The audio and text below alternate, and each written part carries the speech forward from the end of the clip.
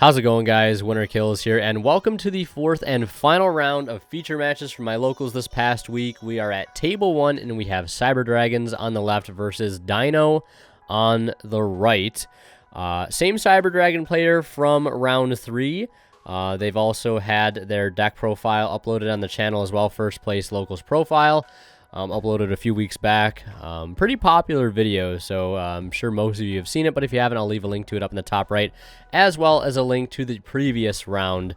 If you guys haven't seen that one, you can go ahead and check it out. I believe it was Cyber Dragon versus Sky Striker. And just like last time, let's go ahead and take a look at the poll results to see who you guys thought was going to win this match. And the majority of you guys said that Cyber Dragon was going to take it here. So let's see if you guys are correct. I believe you guys were correct last time saying Cyber Dragon would take it. But let's see if you guys are right this time. And obviously, winner of this match will be taking that first place title. And of course, we'll be having their deck profile uploaded to the channel.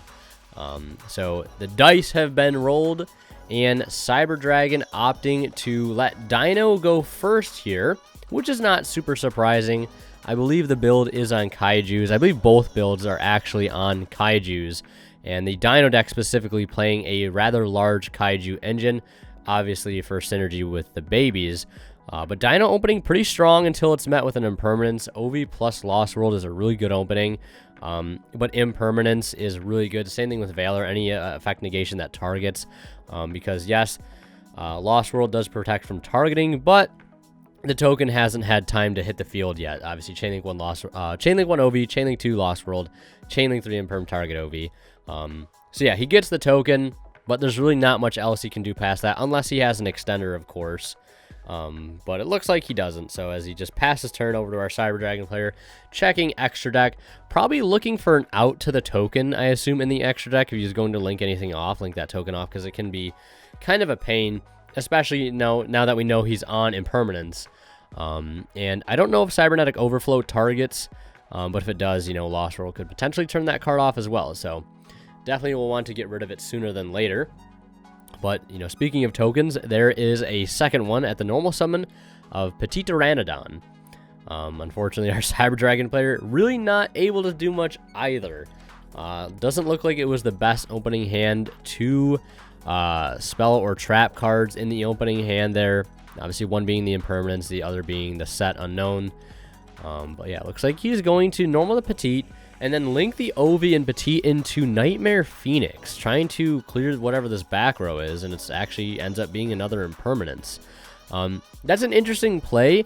I feel like what he could have done instead was gone into the battle phase, attacked a token protected with Lost World, and then, summon like a Mist or a Giant Rex from the deck, and then, use the Oviraptor to pop the baby, summon a baby, from grave. So I feel like there's definitely a lot more extension he could have done there, but I also get why he did this play too, discarding the Ghost Ogre to the grave to get double evolution pill fodder, to be able to bring out Ultimate Conductor Tyranno. Because yeah, he definitely could have made more plays there, 100%. I mean, I guess he's using Lost World now, but I feel like he could have gotten so much more value out of that, right? Because you go into the battle phase, you attack a token with Ovi, send Baby Ceresaurus, that summons, let's say, Miscellaneous, and then you use Ovi to pop the Petty on the field to bring back the baby from grave. Petty summons, Pank or something else. So yeah, there was definitely way more room for extension, but I guess, this works as well. You're going into, from what we can see anyways, a potentially 0 interruption board. Imperm was, neutralized thanks to the Lost World. And I actually played against this Dino player this week too. I think I was actually his round 1 opponent. And dealing with Lost World tokens is no joke, especially in a deck like Photon Galaxy. But you guys will see how that one pans out in the next episode of One Deck One Month, going up this Saturday. Don't forget to check it out, and also don't forget to subscribe to the channel if you haven't already.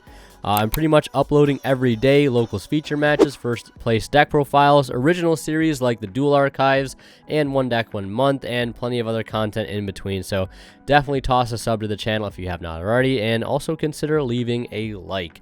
And let me know what you think about these types of videos down in the comments below. So now we are going to see the other Oviraptor effect now activating to destroy one of the tokens on his opponent's side of the field, and not protecting because it is a once per turn, and that will just allow him to revive Giant Rex from the grave. And going into evolves our Logia. That's kind of good here. I would say I mean, Logia, I think, because at this point it's still unknown as to what his opponent is on. I mean, his playmat's kind of a giveaway. You know, Logia, I feel like blind is not so bad. Dolka sometimes might be the worst call. But looks like he's going to tribute a token and normal summon Cyber Dragon. And we're going to see a contact fusion here. Yeah, I think there might have been a little bit of confusion as to what exactly was happening. But I'll explain it. So, because I had to go back and check the original footage myself because I was a little confused. He contact fusions, and I think he was probably trying to use some other effect. He was trying to like stop it with Dolka or whatever. But he just negates the contact fusion summon of Fortress Dragon anyways, or a Mega Fleet Dragon rather.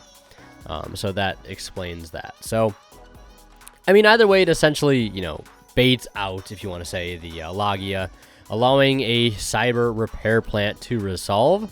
And we're going to see a Cyber Altanin as a follow-up, which is actually a really solid card.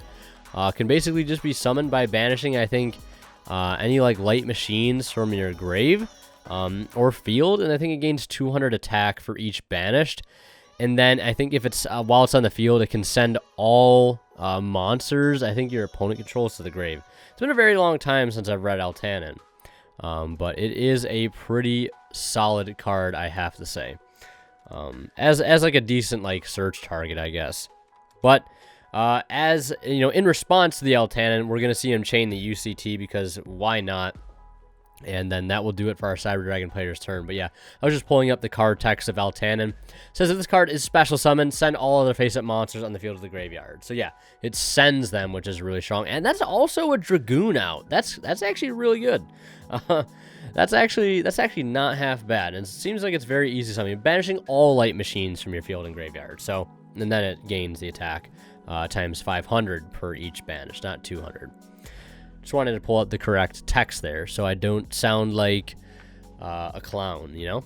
And especially in front of our Cyber Dragon viewers who I know are watching this with bated breath. They saw our Cyber Dragon player come in clutch the previous round, seeing if he can secure a second first place profile. And by the way, that first place profile will be uploaded on Sunday. The winner of this match's profile will be uploaded on Sunday. Dual archives going up tomorrow. One deck, 1 month Saturday, and then the Sunday deck profile, which you guys definitely aren't going to want to miss. It is definitely a good one. So now we're going to see the start of what can be a very tragic board to deal with. So UCT easily clears the Altanin, sends it for 1,000, and then we'll probably see him send the other token with UCT as well, burning for yet another 1,000 damage. And then 18 from the Oviraptor. And obviously the Giant Rex cannot attack directly. And then, what's that? 2 level 4 monsters. 2 level 4 dinos, that is. How about we go ahead and put up a double monster negate. Double breakthrough skill, double impermanence, whatever. Just throw that up on the field with a walking Book of Eclipse. And not to mention, all non-dino monsters on the field, I believe, are down by 500 attack and defense due to Lost World. So that's Dolka included, which is okay, making it only 1,800 attack right now. But outing this board will be easier said than done, especially since I see one monster, which we know is core. And I think I saw a machine duplication in hand. We're also going to see a Cyber Emergency now. Cyber Emergency going to go ahead and add, I think, 1 light machine monster that cannot be normal summoned or set, or 1 Cyber Dragon monster from your deck to your hand, aka Drytron Emergency. No, I'm just kidding. That's going to add Cyber Dragon Hers. And Hers, I believe, doesn't have any effect on summon, but it can, when it hits the grave, I think, search a Cyber Dragon monster. So he's going to normal summon that, and we're going to see him link into a Relinquished Anima. All right. So this could prove to be a good bait target for the Dolka, and obviously he's going to negate that. Although I would argue he doesn't really need to. And I think that might have been him also negating the Hers effect, which should have activated before the anima, but I guess it really doesn't matter regardless here. He has enough negates to shut the combo down, I wouldn't really call it a combo, but shut the play line down. And he passes turn. Dino slaps another UCT on the board. What can you do? Cyber Dragon scooping it up. And we're going to head into a Game 2 situation. And, of course, as we do, I got to give a shout-out to Imperium Duelist if you guys have not checked them out. A link to their website is down in the description below, as well as a discount code, which is winnerkills10 off, that you guys can use at checkout to save 10% off on your entire order on all their amazing TCG accessories, such as playmats, binders, deck boxes, dice, and backpacks, and much more. Yeah, so definitely check them out. And if you guys are shopping on TCG Player, please do not forget to use my affiliate link found in the description below of all my videos. If you guys shop and check out using that link, a small bit of the revenue from your purchase will go right back into the channel and helps out a ton. But one thing that doesn't help out a ton is ashing the Fossil Dig. This is one thing that I've learned over the years dealing with the Dino deck, because it always seems like it's very, just like low-key good. It might not be always the best deck of the format, but it's just low-key good, right? The toolbox that it offers, the rank 4 toolbox, the ability to OTK, and the ability to also be an extremely oppressive deck with Dolka, Logia, and Conductor. You just got to respect it more than that. You know, Fossil Dig is a 3 of. It is not a once per turn. There are far better cards to hit with an Ash than a Fossil Dig. One of them being a baby Stegosaurus in the grave. Usually their first one is kind of a choke point. Another good thing to hit as well is the Miscellaneous Source effect, banishing from grave, which in this case would have stopped his opponent from getting to Archosaur. So if you have any two hand traps per se, like Ash Valor, Valor the Archosaur, or Ash the Baby, right, just two perfectly good examples. But yeah, definitely just, as far as Ash is concerned against this deck, I would say Ashing Baby or Ashing Misk is usually the way to go.